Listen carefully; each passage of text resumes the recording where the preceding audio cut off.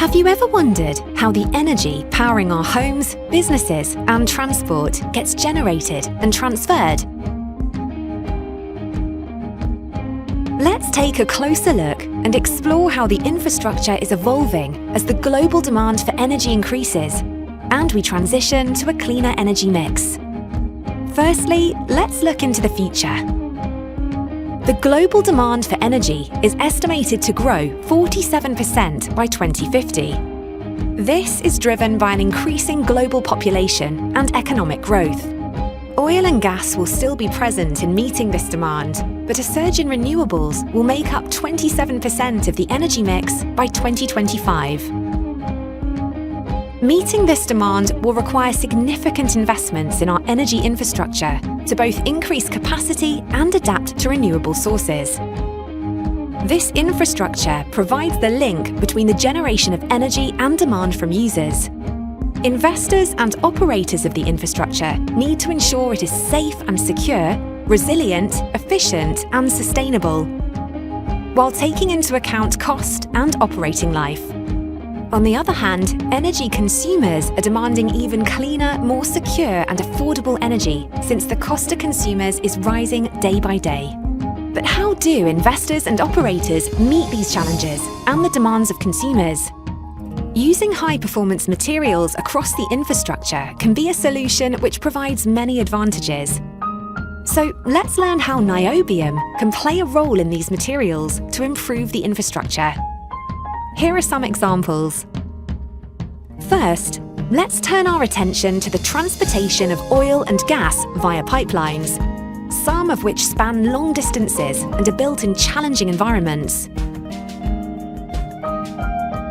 High-temperature processed steels containing niobium with high strength and toughness have made it possible for the supply chain to produce pipes with larger diameters and thicker walls. This allows the transportation of larger volumes of oil and gas, making the pipelines more cost-efficient. The enhanced properties of the steel also enable the pipelines to meet high safety and security requirements, operate in demanding environments, and offer a longer service life. Niobium can also enhance the properties of steels used in generating our energy, making thermal power plants more efficient and lowering their CO2 emissions. Steam-powered turbines that can operate at a higher temperature are more efficient at generating energy. Stainless steels containing niobium have enhanced creep rupture strength and greater resistance to steam oxidation. They are deployed in high-temperature applications such as thermal power plants, allowing them to operate at a higher temperature and with a longer lifespan, improving environmental performance. As the renewable energy sector develops and grows, the infrastructure is becoming more robust and energy generation more efficient. Niobium-containing materials have also played a key role here. Taking wind power as an example, structural steels with niobium have higher strength and toughness, enabling developers to build taller towers for the wind turbines. At a greater height, the turbines are more efficient due to the favourable wind conditions and allow larger rotor diameters. These enhanced properties also contribute to reducing the cost and impact of the towers, as less material is required whilst providing a longer service life, which is particularly important in challenging conditions.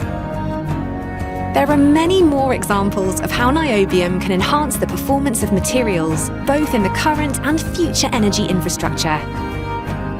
As hydrogen starts becoming adopted as a cleaner energy source, we will need materials to generate, transport, and store hydrogen. These materials may have different properties, but the requirements of safety and security, resilience, efficiency, and sustainability will still be there.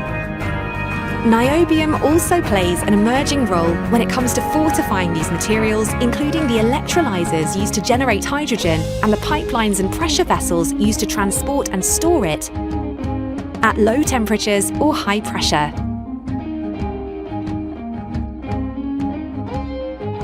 As we continue our journey to net zero, niobium is clearly an important element in developing the infrastructure of today and tomorrow.